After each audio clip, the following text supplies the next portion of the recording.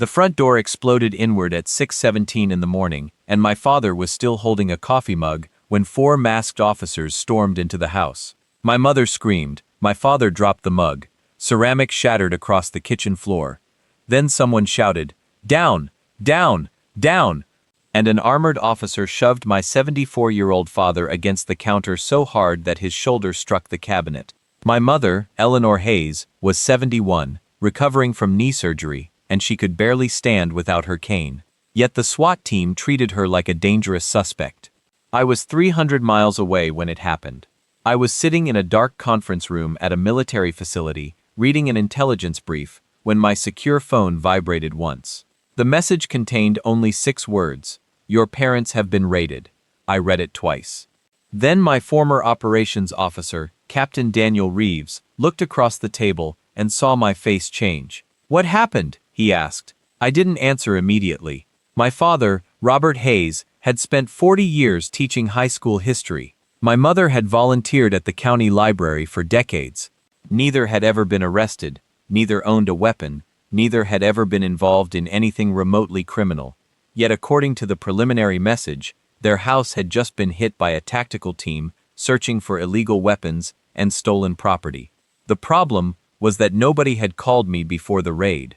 Nobody had shown my parents a warrant. Nobody had explained what they were supposedly looking for. And the county sheriff's department had somehow decided that an elderly retired teacher and a woman recovering from surgery required a full SWAT deployment. I stood up. "Cancel the briefing." Reeves followed me into the hallway. "Where are you going?" "Home." He knew better than to ask again. What Reeves also knew was something the sheriff's department did not. For 11 years, I had commanded specialized military units conducting high-risk intelligence operations. My name was Colonel Nathan Hayes. And years before I left that world, I had trained some of the same officers now wearing tactical armor in my parents' house. Not all of them, but enough. When I arrived home 6 hours later, the neighborhood looked wrong. Patrol cars lined the street. Yellow tape blocked the driveway.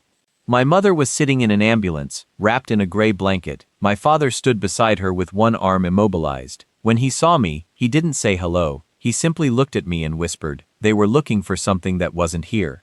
I walked toward the sheriff's chief of investigations, Marcus Bell. He recognized my name. His expression tightened. "Colonel Hayes." I looked past him toward my house. "Who authorized this?" Bell said, "We had intelligence suggesting your parents were storing stolen weapons." "What intelligence?" "That's classified." I almost laughed. "You're a county detective." He stared at me. "We had probable cause," my father interrupted. "They never showed us anything." Bell ignored him. I looked at the tactical officers. One of them avoided my eyes. Another shifted his weight. Then I noticed something lying near the porch. A small evidence bag. Inside was a black metal object. It looked like a weapon component. My father saw me staring at it. "That wasn't ours." I believed him immediately. But belief wasn't enough. I needed proof. I asked Bell for the warrant. He said it was being processed. I asked for the affidavit. He said it couldn't be released. I asked which judge signed it. He said the information was restricted. 3 answers, 3 evasions. Then my mother gripped my hand. Her fingers were cold. "Nathan," she whispered. "One of them knew your name." I looked at her. "What did he say?" She swallowed.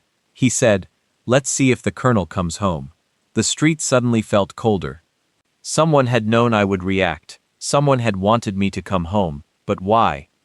I spent that night in my parents' guest room because neither of them wanted to stay alone. The house smelled like broken plaster, spilled coffee, and antiseptic. Furniture had been overturned. Cabinets had been emptied. Family photographs lay face down on the floor. My mother's prescription bottles were scattered beneath the dining table. Whoever had planned the raid had expected resistance. They had not expected 2 elderly people. That distinction mattered. I walked through every room without touching anything. Military training had taught me to notice what people overlooked. A drawer opened halfway, a cabinet door left slightly crooked, a picture frame moved 2 inches from its usual position. These were tiny details, but tiny details could reveal large mistakes. My father watched from the sofa. "You used to do this when you visited," he said. "Do what?" "Walk around like you're reading the house." I smiled faintly. "Habit." He shook his head. "I wish it were just a habit." I photographed the damage. My mother told me the officers had searched her bedroom first, then the attic, then the garage. They had spent almost 20 minutes in my father's study. That bothered me. If the target had supposedly been weapons, the study should have been low priority. Instead, it had received the most attention. I entered the room and saw books everywhere. One shelf had been pulled away from the wall.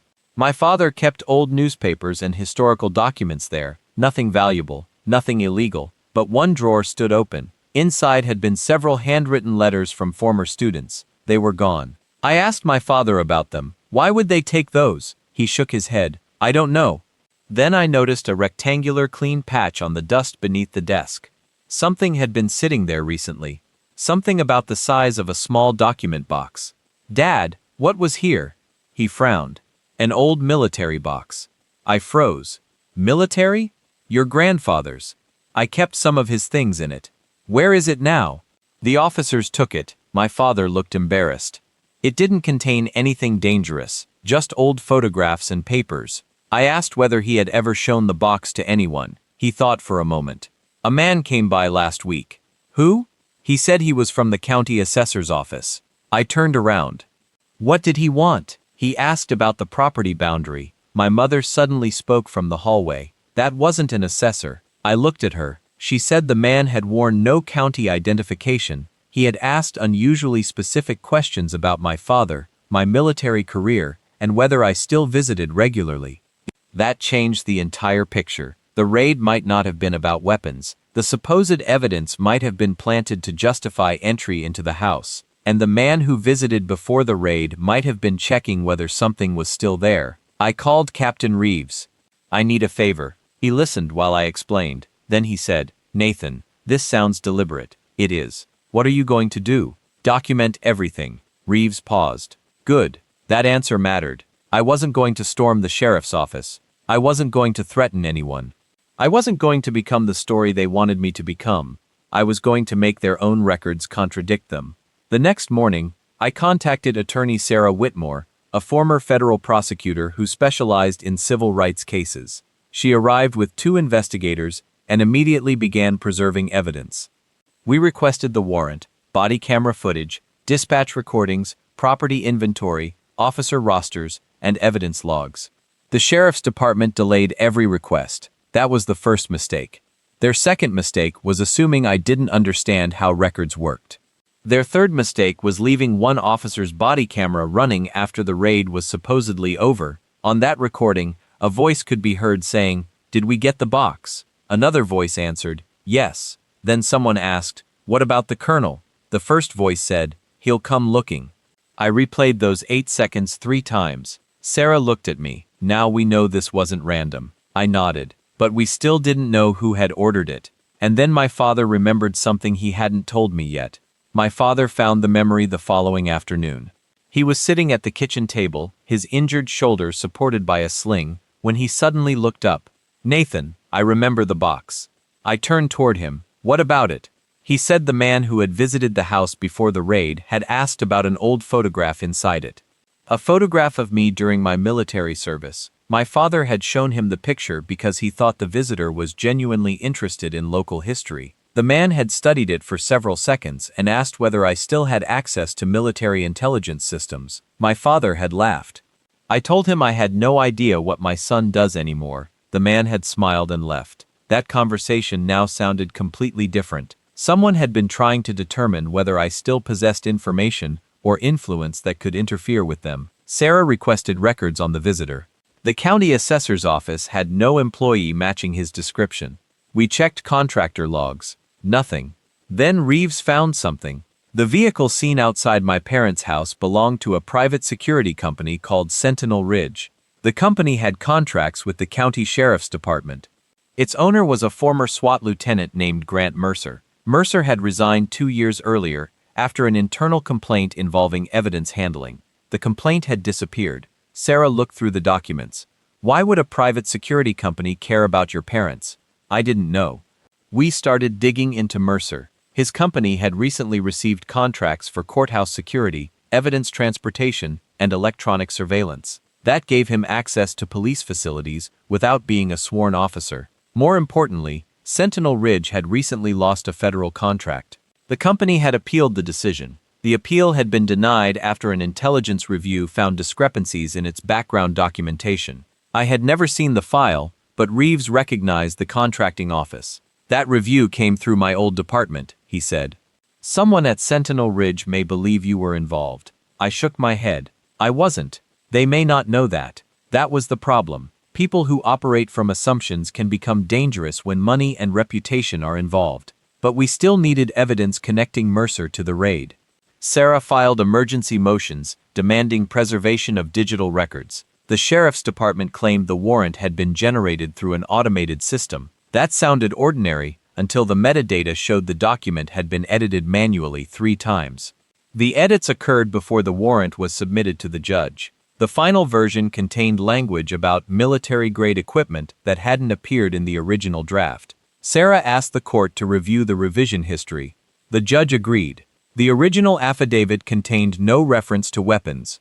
It said investigators were searching for stolen archival materials. That phrase caught my attention. Archival materials. My father's old military box.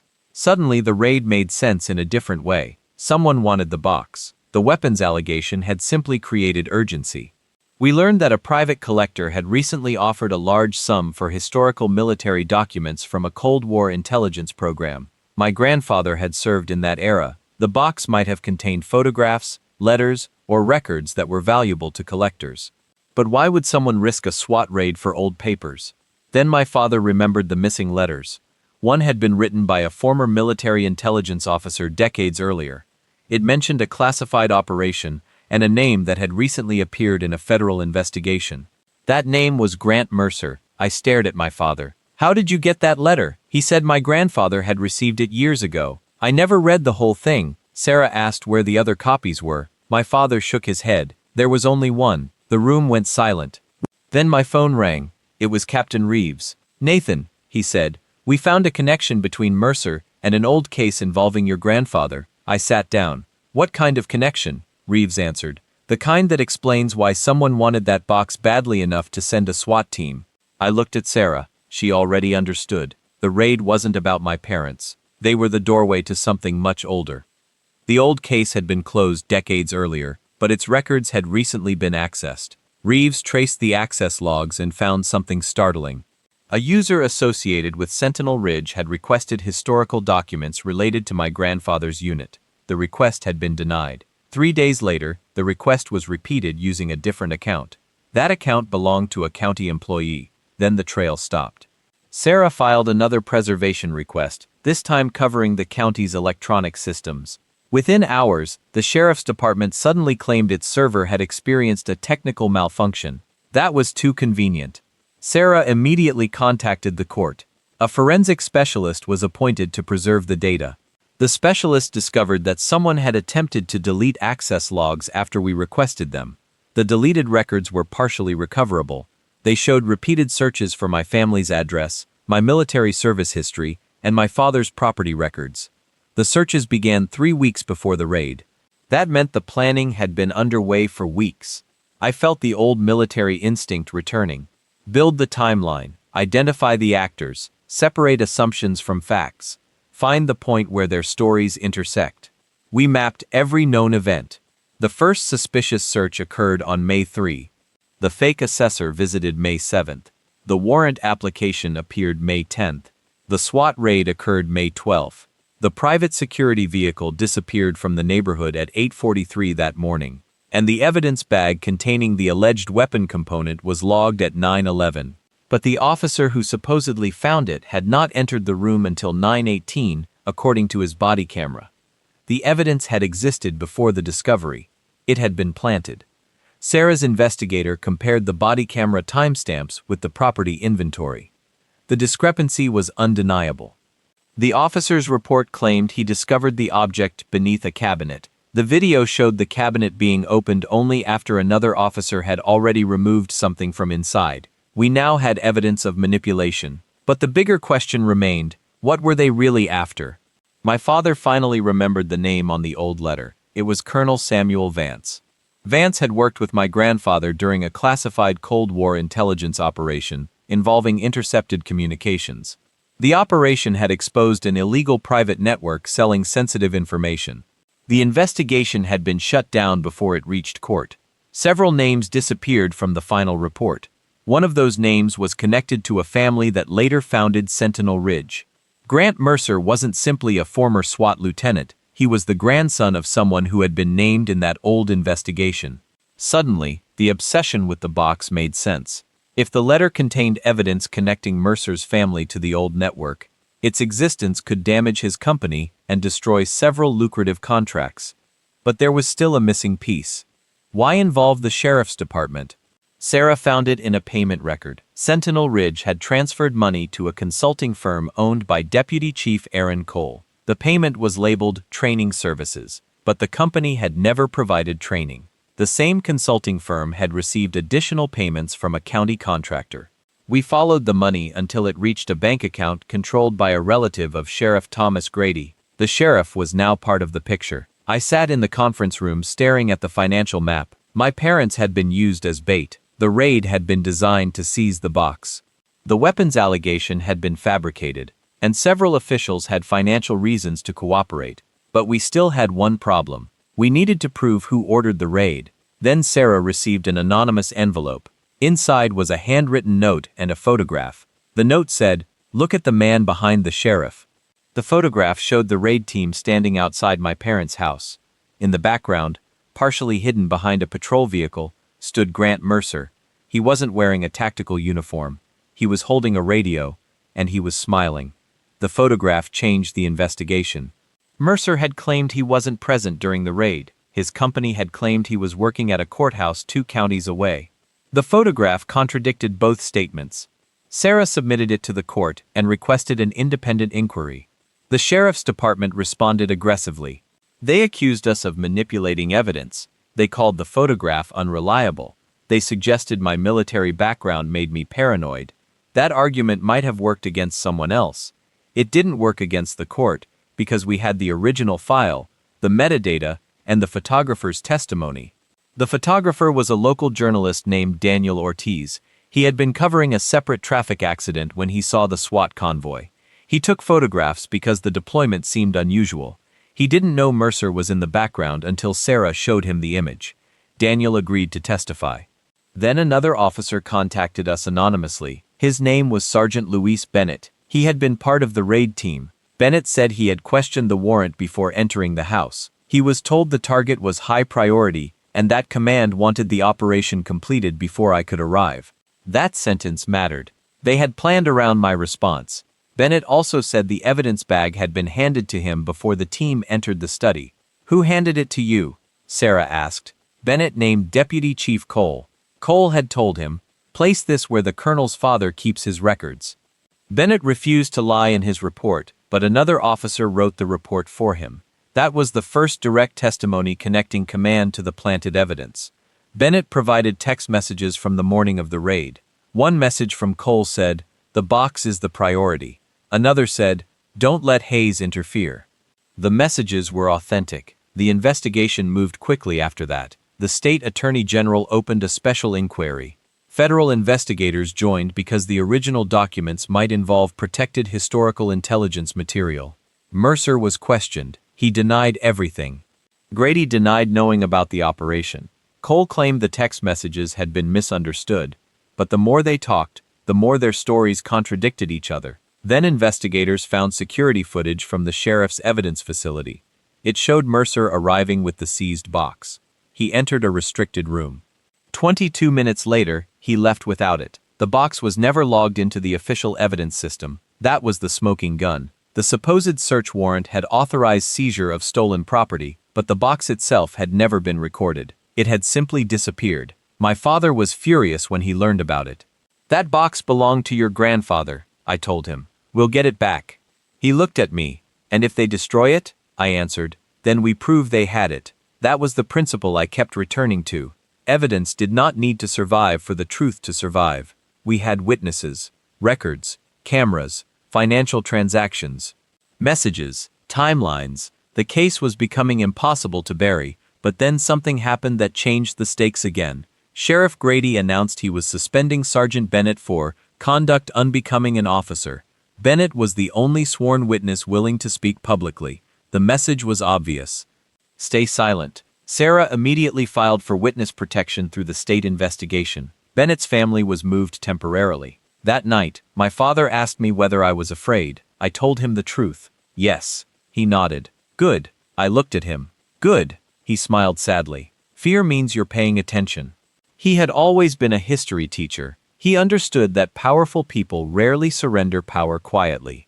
The next morning, a federal judge signed warrants for the offices of Sentinel Ridge, the sheriff's department, and the consulting firm connected to Deputy Chief Cole. The investigation had become official. The people who had stormed my parents' home were now the ones facing searches. But there was still one question I couldn't answer. Where was my grandfather's box? The answer came from an evidence technician named Rachel Morgan. She had worked at the sheriff's evidence facility for 16 years.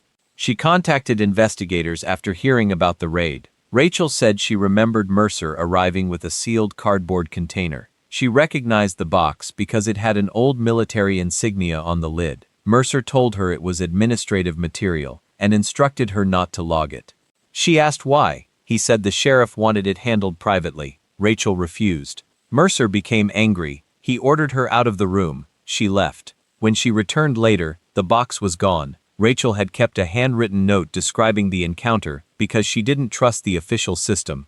That note became critical evidence. Investigators searched Mercer's office. They found a hidden storage cabinet behind a false panel. Inside were copies of historical records, financial documents, and photographs. But the box wasn't there. Then they searched a second property associated with Sentinel Ridge. Nothing. Mercer claimed he had never seen it. The lie lasted 11 minutes. Investigators presented the security footage showing him carrying it. Mercer then changed his story. He said he had transferred it to another employee. That employee denied receiving it. The contradiction created a new chain. Someone had moved the box after Mercer took it. Financial records showed a payment to a storage facility outside the county. Investigators obtained the records. A unit had been rented under a false name. The renter's identification belonged to a former Sentinel Ridge employee named Caleb Ross. Ross had left the company weeks earlier. He was found living in another state. Under questioning, Ross admitted storing the box but claimed he had never opened it. He said Mercer told him to keep it secure until the problem went away. Investigators asked what problem. Ross said, Nathan Hayes. My name appeared again. That was when I understood how personal the operation had become. They weren't simply protecting a business. They were afraid I would recognize what they were hiding. Ross eventually turned the box over. It was intact. My father's photographs were inside. The old letters were inside. And so was a second document my father had never known existed. It was a handwritten memorandum from Colonel Samuel Vance describing the illegal intelligence network my grandfather had uncovered. The memorandum named several individuals and described payments made through shell companies. One of those names was the grandfather of Grant Mercer. Another belonged to a family connected to the county sheriff. The document didn't accuse their descendants of crimes, but it proved the historical connection they had desperately wanted erased. More importantly, it explained why Mercer had been searching for my family. He believed the document could expose his family's history and jeopardize his company's government contracts. But the document alone did not explain the SWAT raid. The raid required cooperation. Investigators now had the missing piece. A recorded meeting between Mercer, Cole, and Sheriff Grady held 2 days before the operation. The recording had been recovered from a conference room security system. In it, Grady said, "We take the box, we manufacture probable cause, and we make sure Hayes comes home angry." Cole asked, "What if he starts digging?" Mercer replied, "Then we make him the problem." I listened to that recording in silence. They had expected me to react emotionally. They had expected anger to make me reckless. They had expected my military background to become a liability. Instead, it had become the reason I recognized the trap. I understood then that the real target was never my parents. It was the reaction they wanted from me. They wanted me to threaten them. They wanted me to retaliate. They wanted a reason to call me dangerous. They had miscalculated one thing. I had spent years learning how to operate under pressure without giving the enemy the response it wanted. The arrests happened before sunrise. Sheriff Thomas Grady was taken from his house. Deputy Chief Aaron Cole was arrested at his office. Grant Mercer was detained outside Sentinel Ridge headquarters. None of them looked like the men who had seemed untouchable weeks earlier. Their lawyers arrived quickly. Their statements changed quickly. Their confidence disappeared even faster. The state charged them with conspiracy, evidence tampering, falsifying records, obstruction, unlawful search, and financial misconduct. Additional charges followed as investigators uncovered more victims. My parents were not the only people targeted by the network. Several elderly residents had experienced suspicious property searches. Small businesses had been subjected to questionable inspections. Records had been altered. Complaints had disappeared. The raid on my parents' home was simply the case that finally exposed the system. My mother testified first. She walked into the courtroom with her cane and spoke quietly. She described the morning the door came down. She described the fear. She described my father being shoved against the cabinet. Then she looked at the defendants and said, "You thought because we were old, we wouldn't fight back." The courtroom went silent. My father testified next. He talked about the military box. He talked about my grandfather. He said he had spent his life teaching students that institutions mattered. Then he added, "But institutions only matter when people inside them respect the truth." Sergeant Bennett testified about the planted evidence. Rachel Morgan testified about the missing box. Daniel Ortiz testified about the photograph. Captain Reeves provided expert context regarding my military career and explained why the defendants may have believed I would react predictably. Sarah presented the financial records. The body camera footage played on a large screen. The room watched as officers entered my parents' house. Then the audio played. "Did we get the box?" "Yes." "What about the colonel?" "He'll come looking." The words hung in the courtroom. My mother closed her eyes. My father held her hand. I looked at the defendants. They had spent weeks trying to control the narrative. Now every piece of their story was being dismantled in public. The defense argued that the recordings were taken out of context. They argued that the evidence had been misunderstood. They argued that Mercer had merely been advising officers. But the financial records contradicted them. The warrant history contradicted them. The security footage contradicted them. The witness statements contradicted them. Their own messages contradicted them. Finally, the jury returned. Guilty. Guilty, guilty. The verdicts came one after another. Mercer was convicted on multiple counts. Cole was convicted. Grady was convicted. Several other officials accepted plea agreements and testified about the wider operation. The judge described the conduct as a profound abuse of public trust. When the sentencing ended, my mother leaned toward me. "Is it over?" she asked. I looked at her. "This part is." She nodded. My father smiled. "Then let's go home." That sentence broke something inside me. Home. The word had changed since the raid. It wasn't the house anymore. It was wherever my parents felt safe. Wherever they could drink coffee without fear. Wherever my mother could walk without seeing tactical boots in the hallway. Wherever my father could open his old history books without wondering whether someone would take them. The case had been about corruption, but for me, it had always been about something simpler. Someone had frightened the two people who taught me what courage meant, and I had promised myself they would never have to face that fear alone again. Months later, my father placed the restored military box on the dining room table. The scratches from the raid had been cleaned. The old insignia was still visible. Inside were photographs, letters, medals, and the memorandum that had started the chain of events. My father handed me the document. "Your grandfather would have wanted you to keep this." I shook my head. "You should keep it," he smiled. "Why?" "Because it belongs with the family history." He nodded. "Then we'll keep it together." My mother entered the room carrying 3 cups of tea. She looked at the box and smiled. "All that trouble for a box of old papers," my father laughed. "Some people don't understand history." We all laughed. It was the first time the house had felt normal since the raid. The sound mattered more than I expected.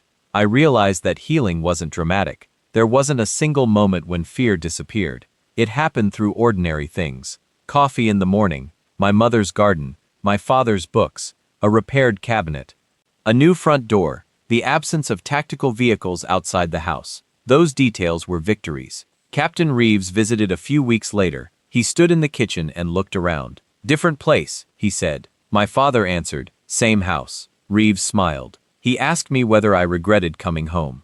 I told him no. He asked whether I regretted getting involved. Again, no. Then he asked whether I would have done anything differently. I thought about it. "I would have called Sarah sooner." Reeves laughed. "Good answer." My mother overheard us and said, You men always think the solution is more planning.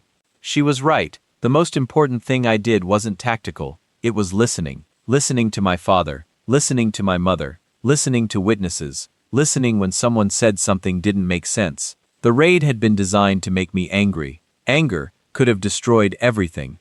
Instead, we turned that anger into questions. Questions into evidence. Evidence into accountability. That was the lesson I carried from the case. Military experience teaches discipline, but discipline isn't about being emotionless. It's about refusing to let emotion make your decisions for you. I had spent years in environments where mistakes could have consequences far beyond one person, but this was different. This was my family. That made it harder, not easier. The people responsible wanted me to become the dangerous man they had imagined. They wanted headlines about a former commander threatening officers. They wanted an excuse to portray themselves as victims. I refused to give them that story. They wanted revenge. I gave them evidence. They wanted chaos. I gave them documentation. They wanted fear. We gave them witnesses. And eventually, the truth became too large to contain. My parents were compensated for the damage to their property. The court ordered reforms to the county's warrant procedures. Independent oversight was established. The sheriff's department created new evidence handling rules. Several officers who had participated in questionable raids were investigated. The state created a hotline for reporting misconduct outside local departments. None of those reforms could erase what happened to my parents, but they could make it harder for someone else to experience the same thing. That mattered. One evening, I sat with my father on the porch. The sun was setting behind the trees. He looked at me and said, "You know what I'm proud of?" I asked, "What?" "Not that you were a commander." He paused. "That you came home and didn't become what they wanted you to become." I looked at him. Those words stayed with me, because that was the real battle. Not against the SWAT team, not against the sheriff, not against Mercer. It was against the temptation to let someone else's corruption decide who I would become. A year after the raid, the county held a public hearing about law enforcement accountability. My parents were invited as guests. I wasn't scheduled to speak, but the committee chair asked whether I wanted to say something. I stood at the microphone and looked across the room. I didn't talk about revenge. I didn't talk about my military career. I talked about my parents. I talked about my mother's fear when the door came down. I talked about my father's injured shoulder. I talked about the photograph of my grandfather. I talked about how quickly an official story can become accepted when nobody asks for the underlying evidence. Then I said something that surprised even me.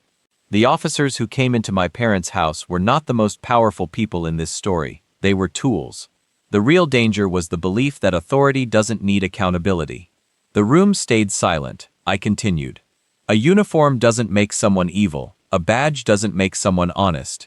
A military background doesn't make someone a hero. What matters is what a person does when they believe nobody is watching. I looked toward my parents. My mother smiled. My father nodded. That was enough. After the hearing, Sergeant Bennett approached me. He had left the department. He was working as a security instructor now. "You know," he said. I almost stayed quiet. I thanked him for speaking. He shook his head. "Your father would say it was the right thing." I smiled. "He probably would." Bennett looked thoughtful. "Why didn't you threaten anyone after the raid?" I answered honestly, "Because that's what they expected." He nodded. "They misjudged you." I looked toward my parents. They misjudged my parents too. That was true. My parents had been treated as helpless because of their age. But courage isn't measured by physical strength.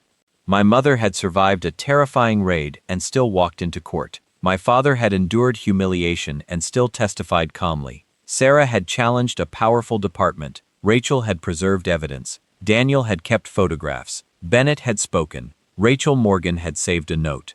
All of them had done something small that became important when combined. That's how truth often works. One person rarely defeats a system alone. It takes records, witnesses, persistence, and time. The SWAT team thought they were entering a quiet house where nobody could resist.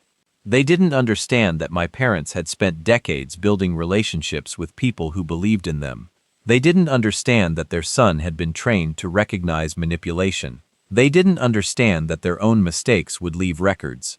And most importantly, they didn't understand that fear can sometimes produce silence, but it can also produce determination. My parents chose determination, so did the witnesses, so did the investigators, And eventually, so did the court. Years later, the raid became a story my family rarely discussed. Not because we forgot it, but because it stopped controlling us. My mother planted roses where the tactical vehicle had once blocked the driveway. My father replaced the broken cabinet and kept the restored military box inside. The house became ordinary again. Children from the neighborhood came over on Halloween. My father complained about the candy being too expensive. My mother laughed at him. Life returned. That's the part people sometimes miss when they hear stories about justice. The final victory isn't watching someone get arrested. It's watching the people who were hurt begin living normally again. It's hearing laughter in a house where fear once lived. It's seeing an elderly woman walk into her own kitchen without remembering the boots that once crossed the floor. It's watching a retired teacher open his books without wondering whether someone will search them again. That's what justice gave my parents. Not revenge. Not satisfaction, a future.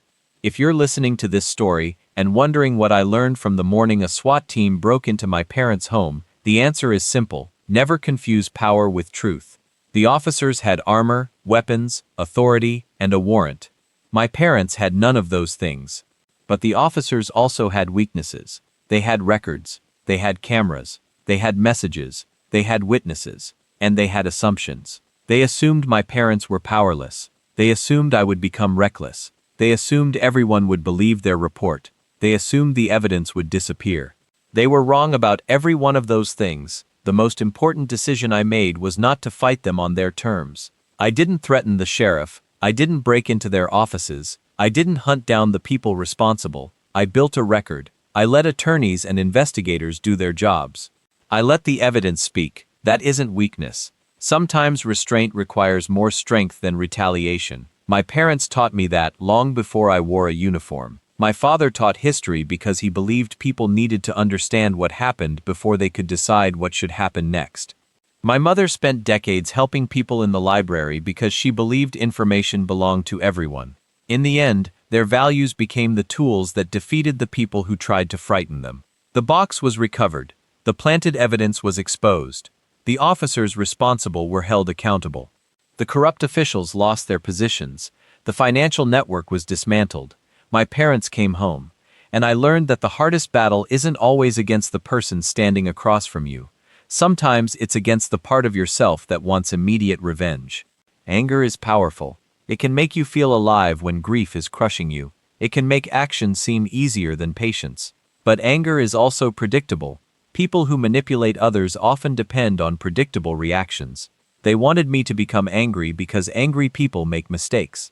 They wanted me to threaten them because threats could become evidence against me. They wanted me to attack because an attack would shift attention away from their corruption. Instead, we gave them subpoenas. We gave them forensic analysis. We gave them financial records. We gave them testimony. We gave them their own words. And eventually, they had nowhere left to hide. My father once told me that history rarely changes because everyone agrees at the beginning. It changes because someone refuses to accept a lie as the final version of events. My parents refused. Sarah refused. Bennett refused. Rachel refused. Daniel refused. And I refused. That's why the story ended differently than the people who planned that raid expected. They thought they were breaking into an old couple's house. They didn't realize they were opening a door into a chain of evidence that would eventually expose them. They thought they were controlling me. They didn't understand that my greatest weapon was patience. They thought fear would silence my parents. They didn't understand that my mother's courage was stronger than their uniforms. And they thought the past could stay buried. They forgot that records remember, cameras remember, documents remember, people remember, most importantly, families remember. My parents still have the military box. Sometimes I visit them and we open it together. We look at my grandfather's photographs. We read the old letters. We talk about history, and every time I see that box, I remember the morning someone tried to take it from them. I also remember what happened afterward. Truth survived, accountability followed, my parents healed, and our family remained intact. That's the ending I wanted. Not blood, not revenge, justice. If this story meant something to you, remember the lesson. When power demands silence, ask for evidence. When a story seems too convenient, examine the details. When anger tells you to act immediately, give yourself time to think. And when someone tries to make you believe you are powerless, remember that persistence can become stronger than authority. Where are you watching from? Comment your city or country below. What kind of story do you want next? Military revenge, psychological thriller, or emotional family justice? And here's the moral question I want you to debate. If you were in my shoes, after watching corrupt officers brutalize your elderly parents, would you have waited for the legal system to expose them, or would your anger have pushed you toward taking justice into your own hands? Think carefully, because the difference between revenge and justice isn't always what happens to the guilty. Sometimes it's what happens to you while you're pursuing them. I chose not to become what they expected. My parents chose not to live in fear. And together, we proved that people who abuse power can be exposed without becoming another source of violence ourselves. Thank you for listening. Stay strong, stay thoughtful, protect the people you love, and remember that sometimes the most powerful response is simply refusing to let someone else's corruption decide who you become. I'll see you in the next story.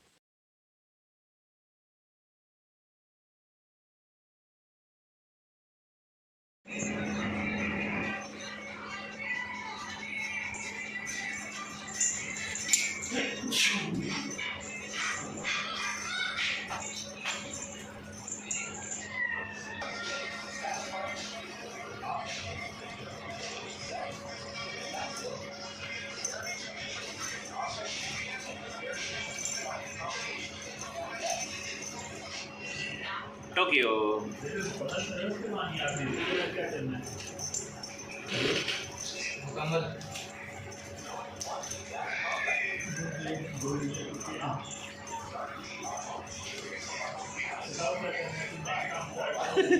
क्यों जाना है?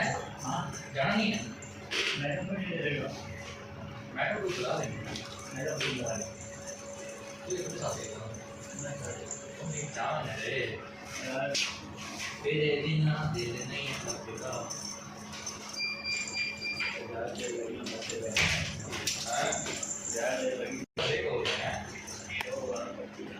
कोई और चीज़ों में हो ये ना हो ये पुरानी और हो या आपके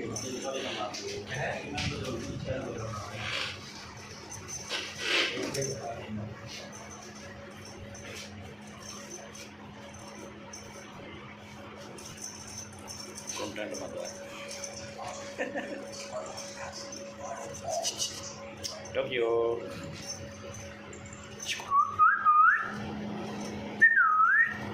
हेलो टोक्यो